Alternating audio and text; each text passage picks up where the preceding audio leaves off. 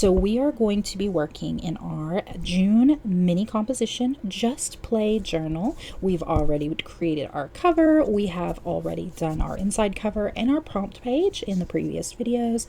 So now what we're going to do is we're actually going to be prepping some of these pages. The idea of prepping them is to make it easier to get started. So we're not going to be doing any finished products today. If you fall in love with the background and you don't want to put anything on top of it, it can be a finished project, but today's goal is just to show you some different ways to prep this. Now, in the earlier video, I did go ahead and show you how I glued 2 pages together to make them a little sturdier, and I've done that about halfway through. So let's get going. And the first thing I'm going to do is actually show some supplies that I commonly use, both in my little ones like this and the big boy, the full composition notebook, which I can't fit in the frame here because I have my camera zoomed in.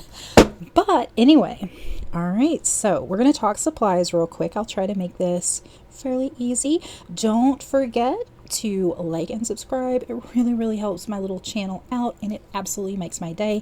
Leave me a comment and let me know if you are going to be making your own little mini journal or taking any inspiration. I would love to know that. And if you have questions or anything, please comment. I will do my absolute best to answer. Alrighty, so supplies. We obviously need our glue stick. Whichever glue stick you like. You tend to use a lot of glue in these, so cheaper the better. So that's why I actually really do like the Pin and Gear from Walmart. My favorite is Avery, but I can't always find those, so I buy the jumbos because they cover more space. Little ones work too. So we're going to also be using some paint. Any kind of paint is fine. A lot of times I'll use like apple barrel craft paint. If it's handy, I'll use my Liquitex. Today I'm going to be using up some of my little tubes of Master's Touch and this little Liquitex. These aren't colors, like I don't love these, but I want to use them up. And so that's where we're going to go with it. I'm going to show you how you can just create some backgrounds, right? That's all it is. We're not making magic. I also have this fluorescent texture paint because I've been really loving fluorescent, and I've been watering it down to use it as a paint, but you don't have to have that. This is a current obsession. We're going to need some kind of tool to put the paint on. So it can be an old credit card. It could be like, this is a Mod Podge scraper. This is a pastry tool, which happens to be my favorite. You can also use a brayer if you have it, but you don't have to have this. You don't need it, but you can use it. I kind of hate them. And then you're going to need some papers. So a variety of papers will work. What I try to do is coming into this thinking, if you're just getting started, what are some very accessible supplies that are not expensive? So any junk mail, that'll work. These are Post-it notes, like big ones, but it doesn't matter the size, so we're going to use some of those. These are just like some notepads that I got at Pop Shelf. I said it right. This is tissue paper that I have painted, but you could also just use napkins or plain colored tissue paper that is, in a gift bag. Those work great. And we're also going to use some kind of marker to make it accessible. I'm going to use my Tombos because I have these handy, but Crayola would work too. They're just far away from me at the moment. And some scrapbook paper or origami paper. I like origami paper because it's thin. So I get these at Daiso a lot of the time. I'm just going to pull a few random ones here, but scrapbook paper works too. Again, we're not creating masterpieces here. We are just doing backgrounds, and we are going to start with a very easy one, and that is gluing some paper onto the page.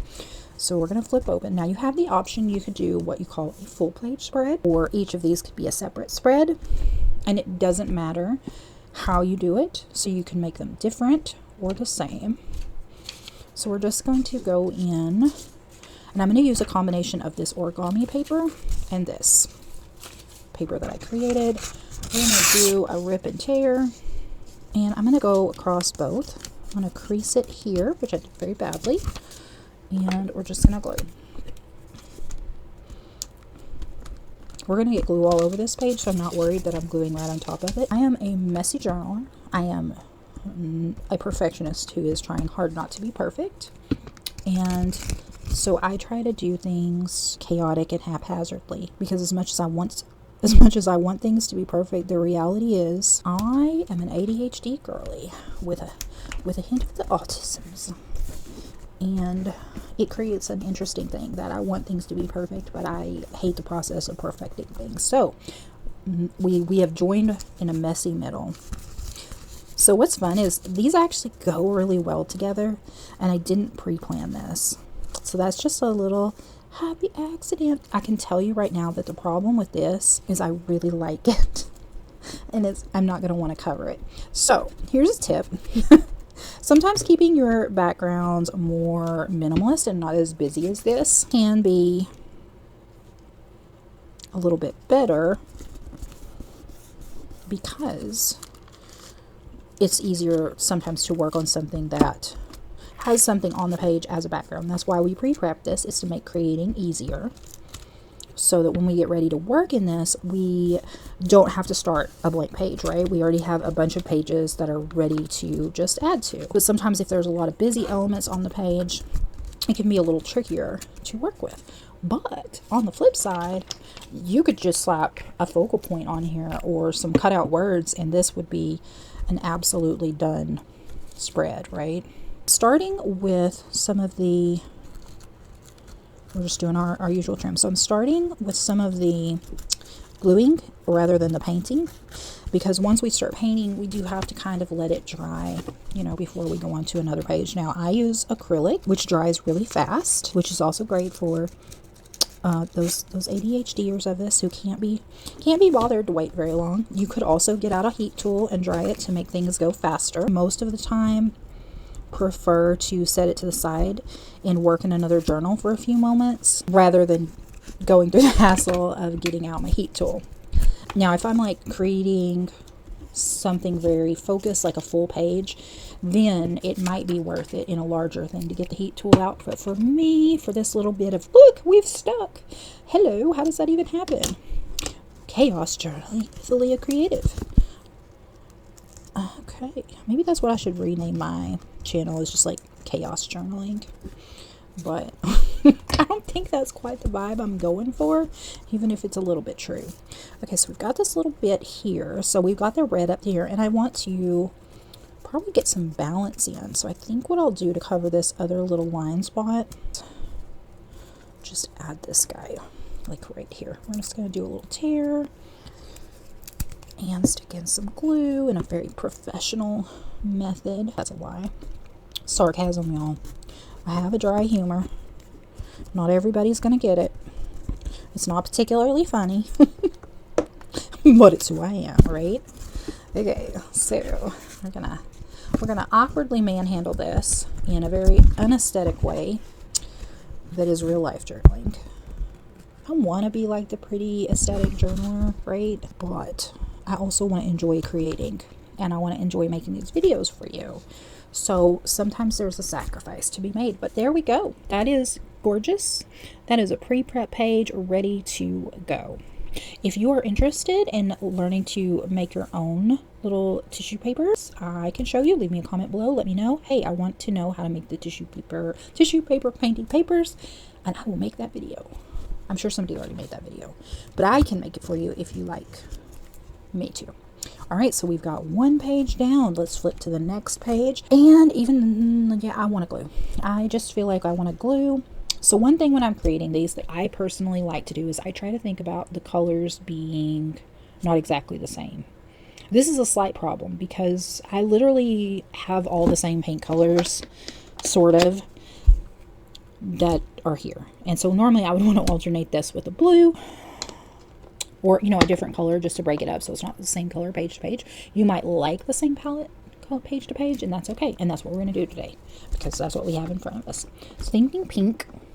So I'm going to take a little bit of this that I've had forever. Gosh, I hope it even works. Okay, it does. That's way too much paint. Way too much paint. That's okay. I'm going to show you a little fun trick. Remember this little guy? This little scrap paper? We're going to put it right here beside us. We already have too much paint. Let's add some more because I want pink. This is an iridescent white. Oh no. Oh no. Oh no. Well, this is messing up my plan. Okay, so this is why you use your supplies. This paint has gone. She's gone. She's dried out. So I guess we succeeded in using that up. But you know what? We're going to keep this cap too, because I'm going to show you something fun to do with that. All right, so I do happen to have white here. It's not iridescent, and I'm kind of sad about that. So we're going to add a little white. And we're going to make some magic. We're going to pull out our trusty tool. Again, could use a credit card. And we're going to do paint scraping. You can put a piece of paper underneath this if you're worried about it getting on the pages underneath. It's a great idea. I occasionally do that. Most of the time I can't be bothered. Alright, see how we're moving the white in over the top of it, and we're getting some pinks to go along with our red. It is totally on that other page, but luckily remember that other page is in the same color tone, so it's okay.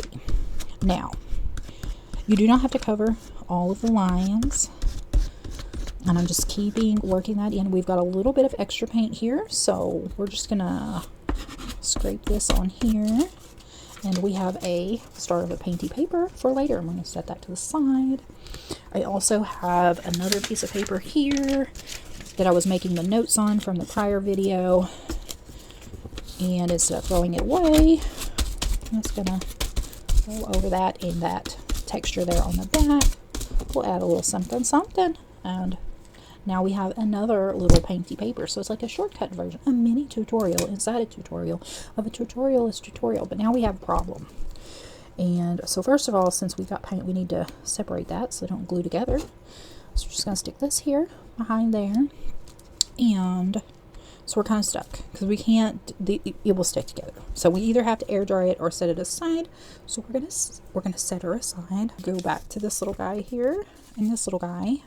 And we're going to keep adding to this to make something else that will cover a page in. So these are pretty, and I'm thinking this gold might work nicely with it. So let's see if this baby's not dried up. Oh, he's not. We're going to add some gold here. Now we could do the credit card, but since I have the brayer handy, we're gonna see what that does. So this is a pretty thick paint. Ooh, that's pretty. I like it. And see how I'm getting it on my wax paper underneath too, that I'm like using as a surface protector. That's okay because that will end up being another painty paper that we can use. So looky there, creating some nice cohesive pieces. And now since we're here and our page is she's not quite dry, but she's almost there, let's add some black to this because it's very light and I feel like it needs a little contrast, but we want to avoid being on the actual paint until it dries. So I'm just going to grab a Posca. You could also use a Sharpie Creative, 80 black marker, and we're going to make some random thingies. I think that's dry now, so okay. What else? Go there. And we always need a couple of hearts or stars, or both. I don't want it to be too busy, so I'm going to stop right there. And yeah, it's pretty. It's good to go. I don't know if I want to do the black on this one. I think I want to keep it a little on the lighter side. So instead we're going to go in with a white Posca or white Sharpie or white Creative. You could also, if you have white paint, you could just dot on like some white paint. Again, it's a good idea to make sure your paint is dry. I'm not having quite the impact on this one. It's much more subtle. That's okay. And let's make a little heart. Make a little star. Maybe some of these little, like, those things. Okay. Alright, so there we go. Got another little piece that we can glue in. And let's check back in with our notebook and see if we are dry. We're mostly dry. There's kind of some blobs. So what I'm going to do is take a baby wipe, which is another great supply. And these are cheap ones from the dollar store, and I find they're not as wet, which can be good for art purposes. Maybe not so good for wiping a baby butt. It's been a long time since I've wiped the babies, but now that's wet. So, that's something to consider. This one was actually wetter than usual. So let's just take a moment to clean our hands. I definitely want to switch over to a different color tone. I have this pretty blue paper here, and then I also have, remember those Post-it notes? So this one had cotton dusted with like some spray, so it has a little speckle texture. So let's do this. Let's cover this whole page on this side in this. Here's our trusty glue stick. So this, I just want to say, this is a really relaxing process. Grab a few supplies. Don't overwhelm yourself with too much. Don't think too much about the finished project, what you might do on top of it. Just make backgrounds, because here's the thing. If you make a absolutely terrible background that you hate, it really doesn't matter, because you can paint over the top of it. You can glue over the top. You could use it for, remember in our prompts how we have the sticker story? You could just put stickers over the top of it, so you don't have to see it. Now this, I'm going with a very simple method where we're just doing two slightly similar colors. They're really not even, they're just blue, and we're doing them back to back. Let's go see how this is going. Oh, we are sticky. Oh, that's fun. Okay, so that wasn't all the way dry on. It's okay. You know, when you get those little rips, it used to really stress me out, but it doesn't anymore, because I know it just adds, you can either cover it up, or it adds a little bit of texture to the page, which is good, because a lot of what we're doing right now are some rather flat backgrounds. And when we come in to work on these pages, we can add texture to leather them up. So if you have a page that's already ripped, that's like some texture. Look, it's already free texture. You didn't even have to do anything but be impatient. But it is frustrating if you like created something really nice and when that happens. I've definitely had that happen when I first started doing art journaling. I would use paints too thickly or the wrong finish of paint, so a flatter paint is less likely to stick. So if you're using a glossy paint, even after it's dry, it's probably gonna stick. If you use Mod Podge on top, it is also can be sticky, so that's something to keep in mind, you know. But you know what? You don't know that until you do it. So say you do that, you have pages that stick, you know, it's okay. It's part of the learning process. Okay, so I'll be honest. This is not my favorite. I don't love this color combination. It's meh. But you know what? It doesn't matter. It's backgrounds. We have it done. So we're gonna move right on. I'll do another painty page. And I'm thinking let's shift to orange here. Oh, and so this is kind of a pumpkin-y metallic orange. It's actually really pretty. But I wonder what would happen if we put some of this fluorescent with it. Using a chopstick to bloop some of this texture out. This kind of makes my head hurt. It's so vibrant. Okay, so on this screen, this looks coral, but I promise you, this is like a neon color. All right, now, yeah. Okay. Oh, so interestingly, together, this is giving autumn brownie tones with the pink under there. That's kind of fun. You see, I got both of the colors kind of commingling there. It's very vibrant. I feel like this is going to be kind of hard to work on, and we've got a lot of vibrant stuff going on. So we're going to set this aside for just a moment, and I'm probably going to go over it with some white. We're going to take this page that we used to separate earlier, and we're just going to clean our brush. We're going to clean our brush. Get all that off. Nice. I feel like I should have blended it out more on that page now that I see that result. So let's see. So this texture paste it may take longer to dry because it's thicker. I don't know. Okay. Now, let's go in with a little bit of white just to tone this down a little bit because it's very vibrant. It doesn't look like it on the screen, but it's very, very vibrant. and I feel like it's going to be a little hard to work on top of. So we're muting it back, and this is kind of ugly. Yeah, this is kind of ugly. I wish I'd left it alone. This was not a case where white made it better. But you know what, actually, I don't think it's that bad. I think it's just not what I was expecting.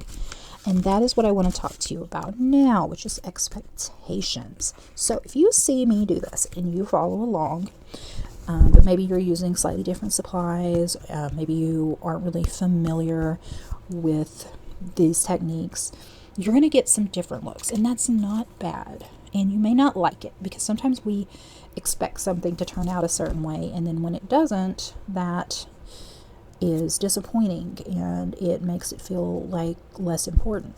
But I can assure you that that is not the case. This is sticking so bad. Everything is everything is sticking. Okay. It's okay. It's all right. It's all good. So we have 1, 2, 3, 4 pages done. All right, voiceover April here. So what I'm doing on this last part is just going in and adding some of that tissue paper in to complete the background on this page.